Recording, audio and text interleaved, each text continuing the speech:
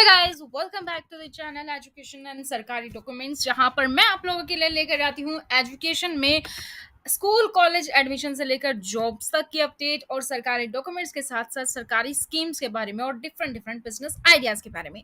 तो आज के इस वीडियो में हम बात करने वाले हैं आधार सेंटर के ऑपरेटर और सुपरवाइजर के एमसीक्यू क्वेश्चंस की।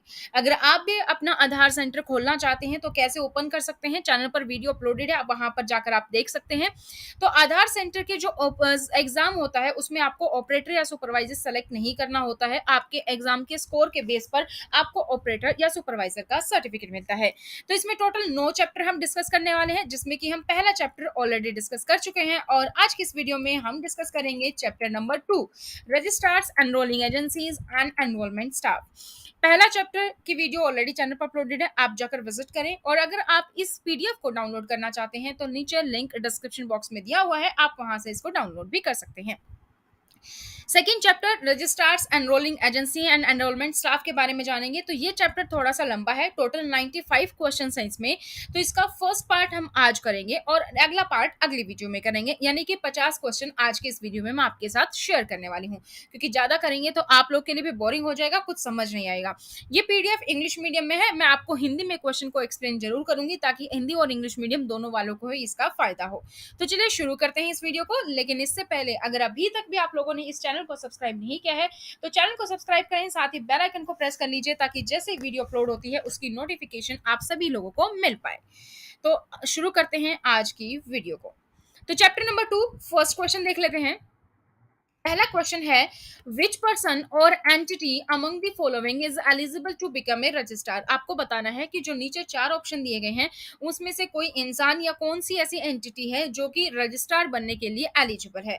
Any individual, any entity under central government ministry, state government, any citizen of India, any individual capable of running A business. तो इसका राइट ऑप्शन है कोई भी एंटिटी होनी चाहिए अंडर सेंट्रल गवर्नमेंट मिनिस्ट्री या फिर स्टेट गवर्नमेंट के। फर्स्ट ऑप्शन आपका हो जाएगा बी। नेक्स्ट क्वेश्चन है, which of the following should be avoided और not to be done by registrar. इनमें से नीचे में से कौन सी एक्टिविटी ऐसी है जो अवॉइड करनी चाहिए या नहीं की जानी चाहिए एक रजिस्ट्रार के द्वारा। Responsible for field level education, monitoring and auditing, display adequate information about Aadhaar enrollment update on their website, or use of information collected during enrollment for any purpose other than Aadhaar or update। तो ये वाली option आपका सही है कि enrolment centre में जाकर आप कोई भी इंफॉर्मेशन अगर आप देते हैं तो उस इंफॉर्मेशन को आधार या एनरोलमेंट अपडेट के अलावा किसी और पर्पस के लिए यूज नहीं किया जाना चाहिए रजिस्ट्रार के द्वारा। Next question, question number 3, registrar should shall at all the times abide by the code of conduct as specified in dash for the Aadhaar enrolment update. जो कोड ऑफ कंडक्ट फॉलो करता है registrar आधार के enrolment और update के लिए, वो किस में स्पेसिफाई है, वो है आपका आधार एक्ट 2016 एंड आधार रेगुलेशन। तो ऑप्शन ए आपका यहाँ पर करेक्ट हो जाएगा। Next question, who among the following is responsible for evaluating the applications of agencies and empanel the eligible agencies as controlling agencies EA। जो नीचे दिए गए ऑप्शन है उसमें से कौन सी जो फॉलोइंग है वो रिस्पॉन्सिबल है जो भी एजेंसी की एप्लीकेशन आती है उसको इवेल्युएट करने के लिए या फिर एलिजिबल एजेंसीज को एम्पैनल करने के लिए एज ए एनरोलिंग एजेंसी यानी कि ईए। तो सेंट्रल मिनिस्ट्री भी या फिर registrar and UIDAI, both A and B, और या फिर यूआईडीआई। तो राइट ऑप्शन होगा आपका B option, registrar and UIDAI is the correct option. Next question, what are the basic responsibility of registrar. Registrar की बेसिक रेस्पॉन्सिबिलिटी जो होती है वो क्या है आपकी। तो यहाँ पर आपके ऑप्शंस हैं, सबसे पहले तो अडहरे करेगा आधार एक्ट 2016 और आधार रेगुलेशन को फॉलो करेगा, बिल्कुल करेक्ट है। हाइड और engage enrolling agency and monitor it's functioning, higher करेगा या एंगेज करेगा एनरोलिंग एजेंसी को जो मॉनिटर करे फंक्शनिंग को, और इंश्योर करेगा कि एनरोलमेंट एजेंसी या फिर जो भी पीपल एम्प्लॉयड हैं या अपॉइंटेड किए गए हैं वो क्या हो, एनरोलमेंट और अपडेट ऑपरेशंस जो है सर्टिफाइड हो। तो राइट ऑप्शन हो जाएगा आपका option D, all of the above is the right answer. Next question, which person और entity among the following is eligible to become an enrolling agency. नीचे दिए गए ऑप्शन में से कौन सी ऐसी एंटिटी या पर्सन है जो कि एनरोलिंग एजेंसी बिकम बनने के लिए एलिजिबल है। तो राइट ऑप्शन है आपका यहाँ पर ए, कोई भी इंडिविजुअल जो कि कंडीशंस जो मेंशन है आरएफई में उसको फुलफिल करे एनरोलमेंट एजेंसी के लिए, जो कि स्पेसिफाइड की गई है रजिस्ट्रार और यूआईडीआई द्वारा। तो ऑप्शन ए आपका यहाँ पर करेक्ट है। Next question, question number 7, which of the following criteria should an individual qualify to be eligible for an supervisor role? नीचे दिए गए ऑप्शन है उनमें से कौन सा एक इंडिविजुअल कौन सा क्राइटेरिया जो इंडिविजुअल को फॉलो करना चाहिए ताकि वो सुपरवाइजर रोल के लिए एलिजिबल हो। तो इसमें आपकी एज और आपकी क्वालिफिकेशन इस तरीके के दिए गए हैं। तो ऑप्शंस देख लेते हैं।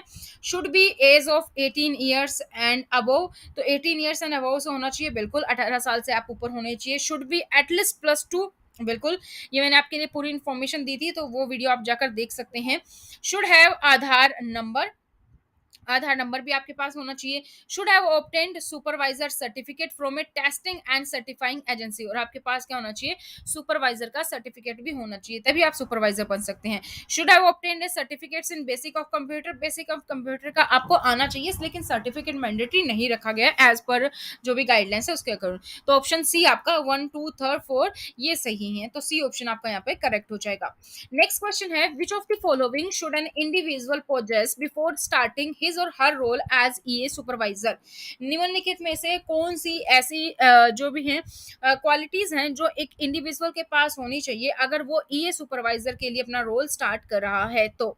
तो should be comfortable with local language keyboard and translation. Option C आपका यहाँ पे राइट ऑप्शन दिया गया है कि आपको लोकल लैंग्वेज आती हो, लोकल लैंग्वेज में आप कंफर्टेबल हो, क्योंकि अगर आपने आधार कार्ड अच्छे से देखा हो तो आधार कार्ड में एक लैंग्वेज इंग्लिश होती है और साथ में आपकी लोकल लैंग्वेज होती है। आप नॉर्थ इंडिया में हिंदी मिलेगी, कहीं पंजाबी मिलेगी, पंजाब में आप जाएंगे तो, साउथ में जाएंगे तो तमिल तेलुगु इस तरीके से मिलेंगी। तो वो अलग लोकल लैंग्वेज आपको आनी चाहिए, उसको कीबोर्ड पे आपको आना चाहिए और ट्रांसलेशन आपको आनी चाहिए। तो क्वेश्चन नंबर हो गया हमारा 8 तक। 9th, who among the following is responsible for setting up for the laptop or desktop with Aadhaar client installed and tested at enrollment center? निम्नलिखित में से कौन रेस्पॉन्सिबल है जो कि डेस्कटॉप या लैपटॉप को सेटअप करेगा, आधार क्लाइंट के साथ इंस्टॉल करेगा और टेस्टेड करेगा एनरोलमेंट सेंटर पे? तो राइट ऑप्शन क्या है, ऑपरेटर या सुपरवाइजर, ये होना चाहिए। ऑप्शन सी आपका करेक्ट है। Supervisor must submit his or her onboarding form along with the required document to enrollment agency, which in turn submits the form to dash concerned for verification. Supervisor के पास submit करनी चाहिए onboarding form किस along with required document, जो भी required document होंगे उसके साथ enrolment agency को, which in turn submit the form to. उसके बाद जो फॉर्म है वो कहाँ सबमिट किया जाता है, किस कंसर्न के पास सबमिट किया जाता है, वेरिफिकेशन के लिए। तो उसके बाद वो जाता है authority regional officers. Option A आपका यहाँ पर करेक्ट है। नेक्स्ट क्वेश्चन है, who among the following is considered as enrolled user during the operator और सुपरवाइजर ऑनबोर्डिंग? निम्नलिखित में से कौन सा ऑप्शन है जो कंसिडर्ड किया जाना चाहिए कि आप एनरोल्ड हो गए हो ड्यूरिंग ऑपरेटर और सुपरवाइजर ऑनबोर्डिंग? तो राइट ऑप्शन आपका यहाँ पे डी है, operator supervisor whose biometric verification is successfully completed and stored in enrolment client. D option आपका यहाँ पे करेक्ट है। आपको ये क्वेश्चन थोड़े से बोरिंग लग रहे होंगे, लेकिन आपको ये पढ़ना पड़ेगा क्योंकि आपको बेसिक्स चीजें जो है, थ्योरेटिकल पोर्शन जो है आपको जानना होगा ताकि आप एग्जाम को क्लियर कर पाए और अच्छे मार्क्स लाके आप ऑपरेटर या सुपरवाइजर डिपेंडिंग ऑन आप वो एग्जाम के लिए सर्टिफिकेट ले पाए एग्जाम क्लियर करने के बाद। तो ये आप पूरी पीडीएफ डाउनलोड कर सकते हैं नीचे डिस्क्रिप्शन बॉक्स से। मैं आपको यहाँ पर सिर्फ आंसर बता रही हूँ ताकि वीडियो छोटी रहे और आपको सारे क्वेश्चंस भी समझ में आ जाएं। अगर आप पूरा डिटेल के साथ पढ़ना चाहते हैं तो पीडीएफ को डाउनलोड कर लीजिए। इन case of introducer based enrolment which of the given additional information shall be collected?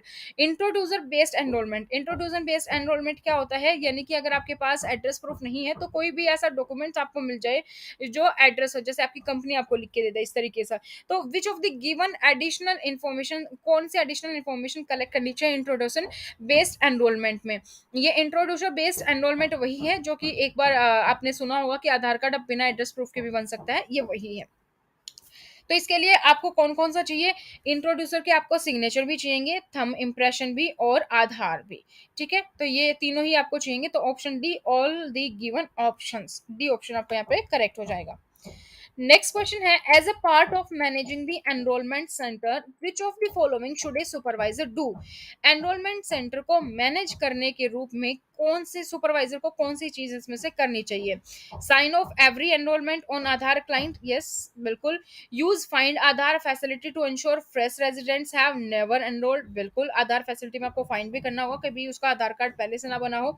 और इंश्योर करना होगा कि operator provide biometric confirmation after every Aadhaar enrolment update. आपका जब कोई भी आपके पास आ रहा है तो आप बायोमेट्रिक कंफर्मेशन भी उसको प्रोवाइड करोगे।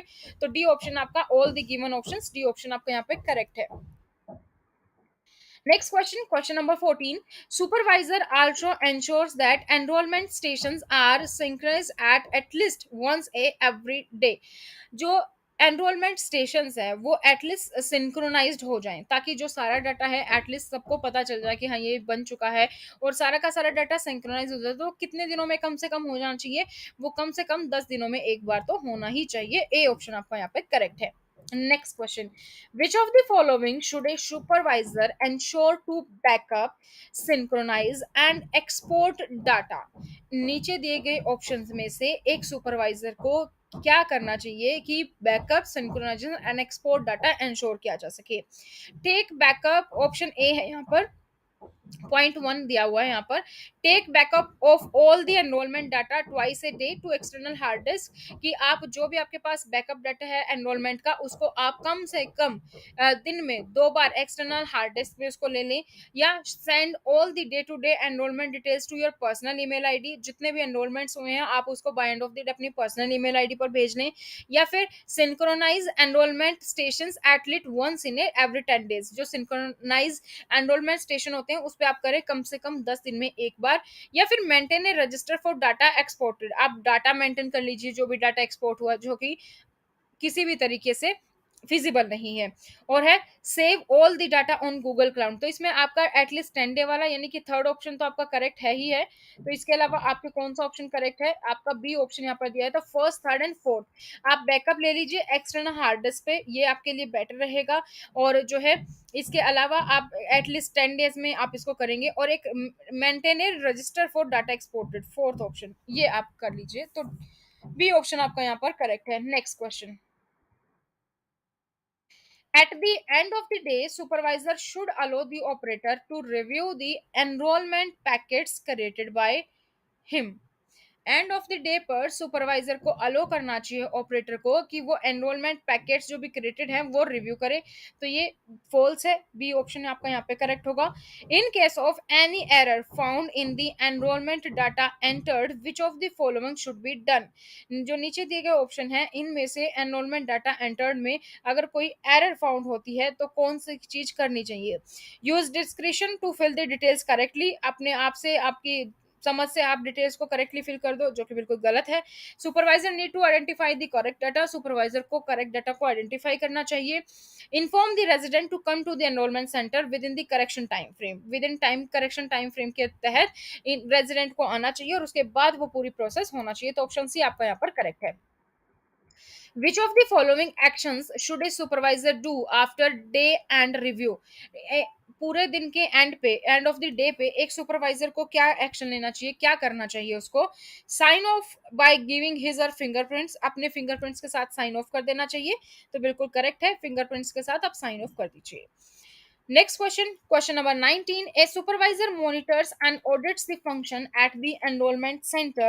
How does the audit feedback help the entire team? एक सुपरवाइजर जो है वो मॉनिटर करता है और ऑडिट करता है जो भी एनरोलमेंट सेंटर पे फंक्शंस हो रही हैं। तो एक ऑडिट फीडबैक जो हेल्प, वो ऑडिट फीडबैक है वो कैसे हेल्प करेगा पूरी टीम को? तो ऑप्शन सी यहाँ पर आपका करेक्ट दिया गया है। Identify the areas of improvement of enrolment operations and data quality, तो इससे क्या होगा? डाटा क्वालिटी भी बढ़ेगी और एनरोलमेंट ऑपरेशंस के एरिया में इंप्रूवमेंट भी होगी। तो सी ऑप्शन आपका यहाँ पर करेक्ट है। नेक्स्ट क्वेश्चन है question number 20। Which who is an operator या सुपरवाइजर? ऑपरेटर या सुपरवाइजर कौन होता है? तो an individual employed by enrolment agency to execute enrolment at the enrolment station, कोई भी ऐसा इंडिविजुअल जो कि एनरोलमेंट एजेंसी द्वारा एम्प्लॉयड है उसको ये सुविधा दी गई है कि वो एनरोलमेंट स्टेशन पे एनरोलमेंट या अपडेशन जो है वो कर सके। तो ऑप्शन सी आपका यहाँ पर करेक्ट है। Next question, Question number 21. Which of the following is the eligibility criteria for an individual to work for the role of operator supervisor? तो यही ऑप्शन आपको बताना है कि सुपरवाइजर और ऑपरेटर के लिए कौन सी क्वालिटी होनी चाहिए इसमें। तो person should be between 18 and 21 year, 21 से भी ज्यादा हो सकता है। Should be a graduate, should be expert in Java, बिल्कुल भी नहीं है। तो डी ऑप्शन आपका यहाँ पर करेक्ट है। Person should have obtained operator या सुपरवाइजर सर्टिफिकेट आपके पास होना चाहिए। ये सबसे बड़ी आपके लिए क्वालिफिकेशन है, एलिजिबिलिटी है। तो आपके पास अगर सर्टिफिकेट नहीं होगा, बाकी सारी क्वालिफिकेशन होंगी, तो आप सुपरवाइजर या ऑपरेटर नहीं बन सकते। तो सुपरवाइजर या ऑपरेटर बनने के लिए आपके पास सर्टिफिकेट होना चाहिए टेस्टिंग और सर्टिफिकेशन एजेंसी से, NSCIT द्वारा। Question number 22. Which of the following should an operator supervisor must ensure when checking resident Aadhaar enrolment और अपडेट फॉर्म? कौन कौन सी चीजें हैं जो आप बिल्कुल अच्छे से चेक करेंगे, आप देखेंगे कि जब रेजिडेंट की आधार एनरोलमेंट कर रहे हैं, आप उसे अपडेट कर रहे हैं? तो सी ऑप्शन कि वेरीफायर के सिग्नेचर है कि नहीं, सी ऑप्शन आपका यहाँ पर करेक्ट है। Next question. Operator should make sure that resident screen is off when capturing his or biometric and iris. ये देखना होगा कि रेजिडेंट की जो स्क्रीन है वो ऑफ होनी चाहिए जब आप बायोमेट्रिक और आइरिस कैप्चर करेंगे। तो बिल्कुल भी नहीं, बी ऑप्शन गलत है, यहाँ पर नो ऑप्शन है। तो बी ऑप्शन आपका यहाँ पर राइट है। Next question. Operator should ask the resident to cross check the data being entered and review demographic data with resident before signing off. ये बिल्कुल करेक्ट है। ऑपरेटर को चाहिए कि वो डाटा का एक बार दिखाए कि ये डाटा आपका फिल हो गया, आप चेक कर लीजिए जो भी आपकी डेमोग्राफिक्स है आपके डॉक्यूमेंट्स के according. Question number 25. In case of Anganwadi Asha worker who wants to be a CELC operator, what should his her minimum qualification?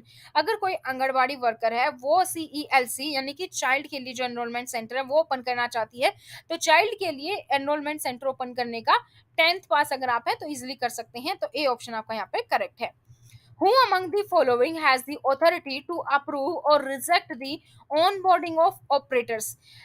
जो ऑनबोर्डिंग है अप्रूव करे या फिर जो ऑपरेटर्स को ऑनबोर्ड करे, अप्रूव या रिजेक्ट कौन सी अथॉरिटी करती है? तो वो कौन सी करती है? UIDI regional office. B option आपका यहाँ पर करेक्ट है। नेक्स्ट क्वेश्चन है which of the following is used to enrol a child? कौन सा इनमें से फॉलोइंग है जो चाइल्ड को एनरोल करने के लिए यूज किया जाता है?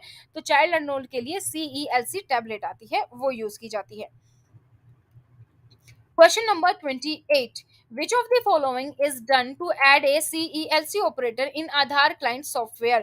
निम्नलिखित में से कौन सी चीज है जो की जाएगी एक CELC ऑपरेटर को ऐड करने के लिए आधार क्लाइंट सॉफ्टवेयर में? तो take the operators biometric, option C आपका यहाँ पर करेक्ट है। 29. Who is a verifier? Verifier कौन होता है? वेरीफायर होता है जो डॉक्यूमेंट्स एनरोलमेंट और अपडेट फॉर्म को वेरीफाई करता है जो भी रेजिडेंट सबमिट करता है। तो आंसर बी आपका यहाँ पर करेक्ट है। Question number 30. Who among the following are well suited for the role of verify? Verifier के रोल के लिए इनमें से कौन सा सही है, सबसे अच्छे से सुटेड है? तो रिटायर्ड गवर्नमेंट ऑफिशियल्स ये जो है रोल ऑफ वेरीफायर के लिए बिल्कुल करेक्ट है। बी ऑप्शन आपका यहाँ पर करेक्ट है। Next question, question number 31. Which of the following documents submitted by resident is acceptable for verification purpose as POA? Proof of address के लिए निम्नलिखित में से कौन सा डॉक्यूमेंट है वो सबमिट किया जाना चाहिए जो कि एक्सेप्टेबल होगा वेरिफिकेशन पर्पस के लिए भी? ओरिजिनल एजुकेशन नहीं, एजुकेशन क्वालिफिकेशन पे एड्रेस नहीं होता तो नहीं होगा। Photocopy of pan attested bye gazette, pan पे भी एड्रेस नहीं होता है। Electricity bill not older than 3 months, तो इलेक्ट्रिसिटी बिल जो कि 3 महीने से ज्यादा पुराना नहीं होना चाहिए वो आपका मान्य होगा। तो सी ऑप्शन आपका यहाँ पर करेक्ट है। Next question. In which of the following instances can a verifier reuse verification? किस केस में एक वेरिफिकेशन को रीयूज कर सकता है? तो डी ऑप्शन आपको यहाँ दिया है both A and 1 and 2 if he finds that details in a documents are edited.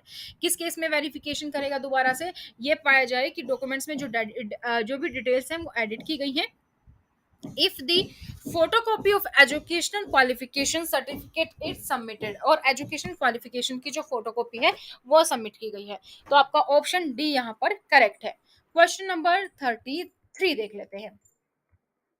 इससे पहले एक बार फिर से याद दिला दूं, अगर आप लोग इस चैनल पर नए हैं तो चैनल को सब्सक्राइब करके बेल आइकन को प्रेस कर लीजिए, क्योंकि नो के नो चैप्टर की वीडियो मैं आप लोगों के लिए लेकर आने वाली हूं। इसी तरीके से हम सीएससी सेंटर कैसे खोलते हैं वो वीडियो भी जल्दी चैनल पर अपलोड कर दी जाएगी, तो वो भी आप जाकर जरूर देखें और वीडियो को लाइक और शेयर करना ना भूलें। Question number 33। Paul requires a document containing the resident name and dash। Documents कौन सा रिक्वायर होगा? Containing a resident name, name के साथ साथ क्या होना चाहिए?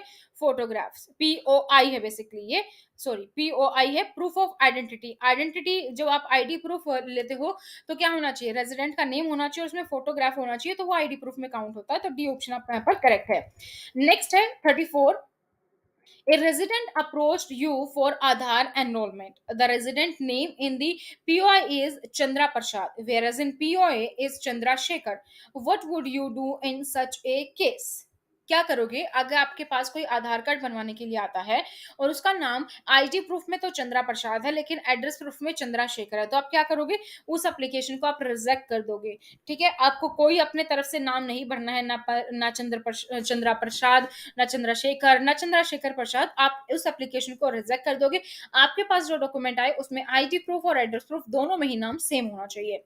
Question number 35. What would you do in case the two documentary proofs produced by the enrollee have variation in the same name?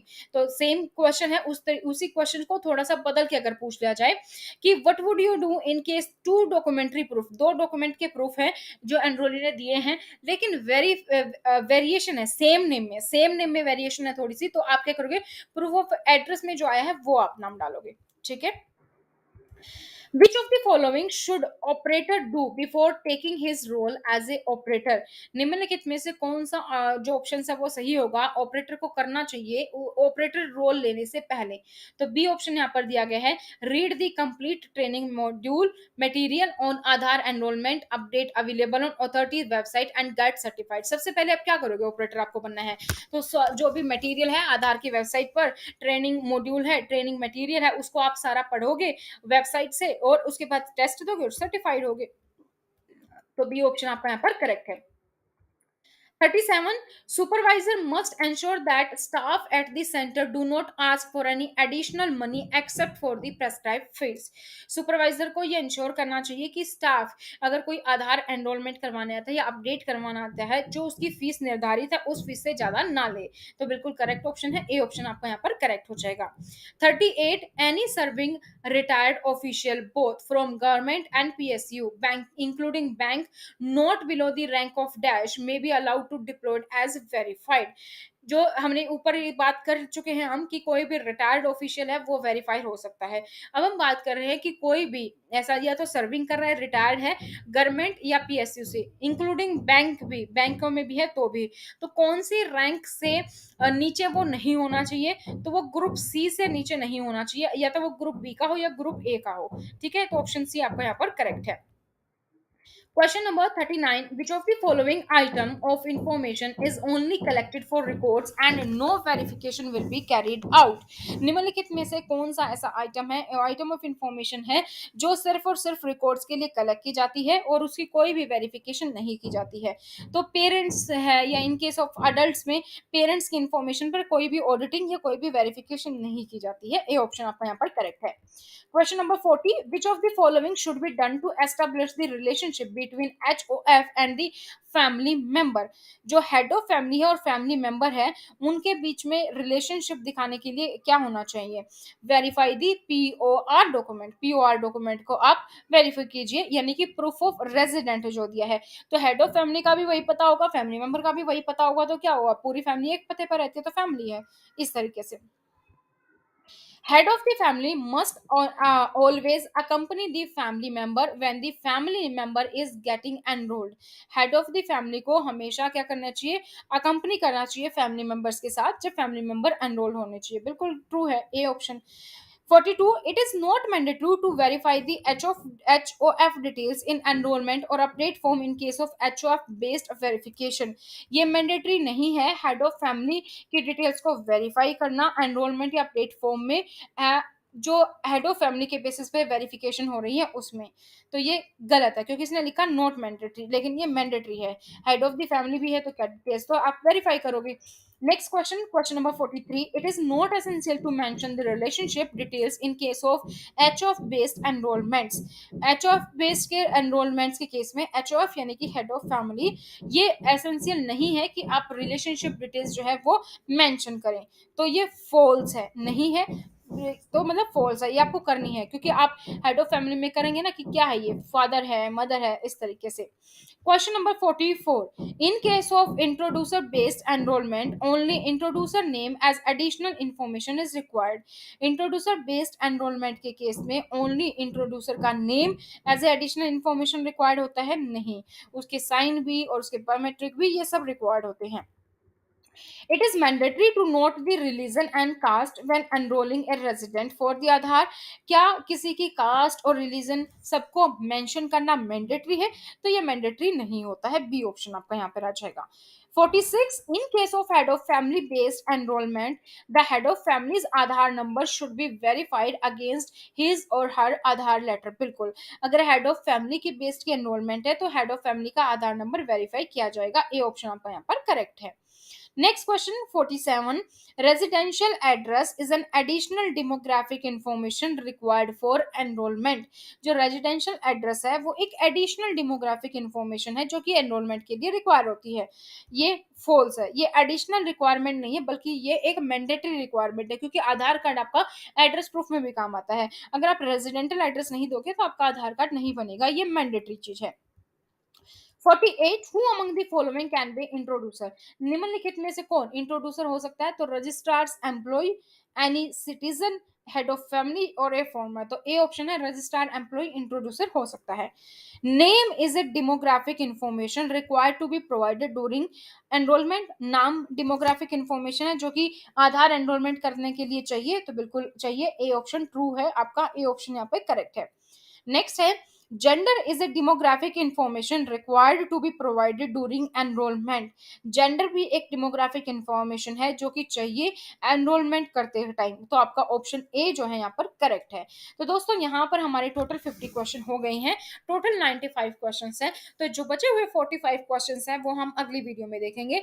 I can understand आप लोगों के लिए थोड़ा सा ये होगा नई चीज, तो आप इस वीडियो को 3-4 पार्ट देखेंगे तो आपको सारे क्वेश्चन आंसर याद हो जाएंगे अच्छे से, और आप इनको 10-10 क्वेश्चंस करके भी आराम से रिवाइज जो है कर सकते हैं। पीडीएफ आप नीचे डिस्क्रिप्शन बॉक्स से डाउनलोड कर सकते हैं। और अगर अभी तक भी आप लोगों ने इस चैनल को सब्सक्राइब नहीं किया है तो चैनल को सब्सक्राइब करें, साथ ही बेल आइकन को प्रेस कर लीजिए ताकि जैसे वीडियो अपलोड होती है उसकी नोटिफिकेशन आप सभी लोगों को मिल जाए। तो आज की इस वीडियो में इतना ही, फिर मिलेंगे नई जानकारी के साथ। आप मुझे सोशल मीडिया पर भी फॉलो कर सकते हैं, Instagram, Twitter, Telegram, Facebook, link description box में है। Thank you so much, bye bye, take care.